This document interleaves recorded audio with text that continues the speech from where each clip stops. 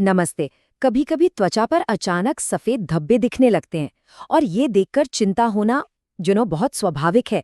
पर एक अच्छी बात है, अगर हम इस कंडीशन को ठीक से समझ लेना तो इसे मैनेज करना काफी आसान हो जाता है। तो चलिए आज विटिलिगो, जिसे हम सफेद दाग भी कहते हैं, उसके बारे में हर जरूरी बात को समझते हैं। हाँ, तो जैसा मैंने कहा, जब स्किन पर अचानक से ऐसे सफेद पैच दिखते हैं ना, तो मन में ना पता नहीं क्या-क्या सवाल आने लगते हैं, एक डर सा बैठ जाता है। तो सबसे पहले ये समझना बहुत जरूरी है कि आखिर ये है क्या और ये होता क्यों है। तो देखिए, आसान भाषा में समझते हैं, विटिलिगो एक ऐसी स्किन कंडीशन है जिसमें जो सेल्स हमारी त्वचा को रंग देते हैं, उन्हें मेलानोसाइट्स कहते हैं।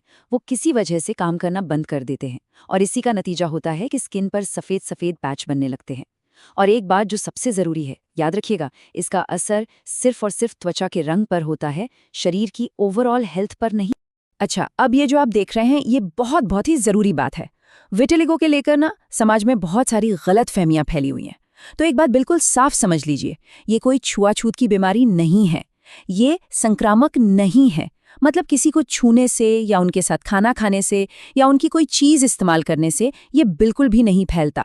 तो फिर सवाल ये उठता है कि इसे पहचानें कैसे। इसके ना कुछ खास लक्षण होते हैं।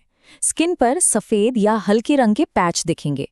अक्सर ये सिमेट्रिकल होते हैं, मतलब शरीर के दोनों तरफ एक जैसे दिखेंगे, जैसे दोनों कलाइयों पर या दोनों घुटनों पर।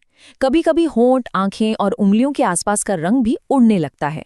और एक और इंटरेस्टिंग बात, इन धब्बों पर जो बाल उगते हैं ना, वो भी सफेद हो सकते हैं। और हाँ, आमतौर पर इनमें कोई खुजली या दर्द वगैरह महसूस नहीं होता। अब अगला सवाल कि आखिर ऐसा होता क्यों है। विटिलिगो को एक ऑटो इम्यून कंडीशन माना जाता है। अब ये थोड़ा टेक्निकल लग सकता है, पर आसान भाषा में इसका मतलब है कि शरीर का अपना डिफेंस सिस्टम, जो हमें बीमारियों से बचाता है, वो गलती से अपनी ही रंग बनाने वाली सेल्स पर अटैक करने लगता है, उन्हें कोई बाहर का दुश्मन समझकर। सिर्फ ऑटो इम्यून ही नहीं, कुछ और चीजें भी हैं जो इसे ट्रिगर कर सकती हैं, जैसे कि जेनेटिक्स। मतलब अगर फैमिली में किसी को ये रहा है तो रिस्क थोड़ा बढ़ जाता है। बहुत ज्यादा स्ट्रेस लेना भी एक वजह हो सकती है। और हाँ, कुछ एनवायरमेंटल फैक्टर्स भी इसमें रोल प्ले कर सकते हैं। और हाँ, इस पॉइंट पर जरूर ध्यान दीजिए, रिसर्च में एक बहुत ही इंपॉर्टेंट बात पता चली है। विटिलिगो के बहुत से मरीजों में विटामिन डी की कमी देखी गई है। अब आप सोचेंगे विटामिन डी का इससे क्या लेना देना। विटामिन डी हमारे इम्यून सिस्टम को बैलेंस रखने में मदद करता है, तो जाहिर है इसकी कमी का इस कंडीशन पर सीधा असर पड़ सकता है। तो ठीक है, हमने ये तो समझ लिया कि ये क्या है और क्यों हो सकता है। अब सबसे बड़ा सवाल कि इसे मैनेज करने के लिए क्या किया जा सकता है। तो चलिए अब बात करते हैं लाइफस्टाइल से जुड़े 3 सबसे जरूरी नियमों की, जो सच में बहुत मदद कर सकते हैं। इसे याद रखना ना बहुत ही आसान है। हम इसे कहते हैं DES रूल। DES, D से डाइट, E से एक्सरसाइज और S से स्ट्रेस मैनेजमेंट। चलिए एक एक करके इन तीनों को समझते हैं। तो सबसे पहले आता है डी, यानी डाइट। देखिए, कुछ चीजें हैं जैसे फास्ट फूड, बहुत ज्यादा चीनी, मैदा या फिर पॉलिश किया हुआ सफेद चावल, इनसे थोड़ा बचना चाहिए। क्यों? क्योंकि ये शरीर में सूजन, मतलब इन्फ्लेमेशन को बढ़ाते हैं। इनकी जगह अपनी डाइट में सलाद, फल, बाजरा और साबुत अनाज जैसी फाइबर वाली चीजें शामिल करनी चाहिए। याद रखिए, एक हेल्दी गट हमारे इम्यून सिस्टम को भी हेल्दी रखने में बहुत हेल्प करता है। अब बारी है ई की, यानी एक्सरसाइज। रेगुलर एक्सरसाइज से क्या होता है, बॉडी में ब्लड सर्कुलेशन अच्छा होता है और हमारी इम्यूनिटी भी स्ट्रांग बनती है। और इसके लिए कोई जिम जाकर भारी भरकम वर्कआउट करने की जरूरत नहीं है। बस एक सिंपल सा टारगेट रखिए, सुबह 30 मिनट और शाम को 30 मिनट की वॉक। और हमारा तीसरा और आखिरी पॉइंट है एस, यानी स्ट्रेस मैनेजमेंट। ये हम सब जानते हैं कि स्ट्रेस बहुत सी चीजों को बिगाड़ सकता है और विटिलिगो को भी ये ट्रिगर कर सकता है।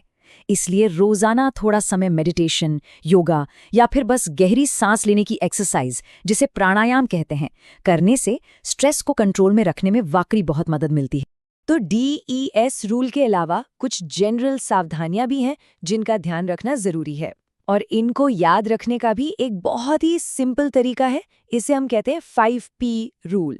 5P। तो क्या है ये 5P? चलिए देखते हैं। पहला P है प्रोटेक्ट, मतलब अपने स्किन को किसी भी तरह की चोट, कटने या छिलने से बचाना है। दूसरा P है फोटो प्रोटेक्शन, यानी धूप में निकलने से पहले सनस्क्रीन लगाना बहुत जरूरी है। तीसरा P है प्रिस्क्राइब्ड, मतलब सिर्फ डॉक्टर की बताई हुई दवा या ट्रीटमेंट ही लेना है, इधर उधर की सुनी सुनाई बातों पर बिल्कुल यकीन नहीं करना। चौथा और बहुत जरूरी पी है पेशेंस, यानी धैर्य, क्योंकि इसके इलाज में थोड़ा वक्त लगता है। और पांचवा पी है पीस, यानी मन की शांति। पॉजिटिव रहेंगे तो रिजल्ट भी बेहतर मिलेंगे। ये एक बहुत पावरफुल बात है जिसे हमेशा याद रखना है।